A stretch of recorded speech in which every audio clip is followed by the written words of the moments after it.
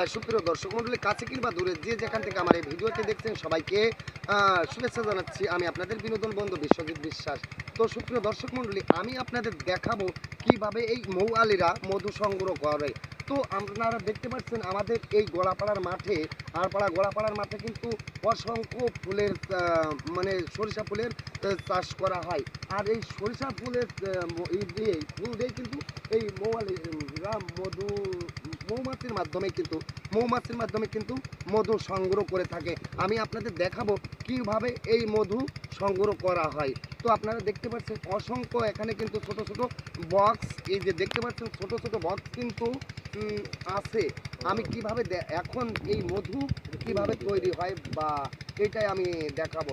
তো দাদা, এখানে প্রতিদিন কত কেজি মধু উৎপাদন হয়? প্রতিদিন 50 থেকে 55 কেজি মধু আমরা সংগ্রহ করতে পারি। হ্যাঁ, আমরা শুনতে পারলাম যে প্রতিদিন 50 কেজি থেকে 40 কেজি পর্যন্ত মধু সংগ্রহ করে থাকে।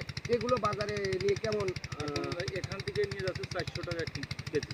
এখান থেকে নিয়ে যাচ্ছে 400 টাকা কেজি। আসলেও একটি কথা না বললেই নয়, খাঁটি মধু একেবারে নির্যাস, হ্যাঁ, কোনো ভেজাল নাই। আসলেও খাঁটি মধু পাওয়া খুব কষ্টদায়ক ব্যাপার। তো আপনারা যদি কেউ মধু নিতে চান তাহলে অবশ্যই আমাদের এই গড়াপাড়ায় চলে আসবেন। আর এখন আমি আপনাদের দেখাবো কিভাবে মধু এই কৌটার ভিতর থেকে মধু কিভাবে সংগ্রহ করা হয় বা কিভাবে তারা করে, আমি পুরো ডিটেলসে আপনাদের দেখাবো। সেই পর্যন্ত আপনারা আমার ভিডিওটা অবশ্যই দেখতে থাকুন। ধন্যবাদ। এই কাঠ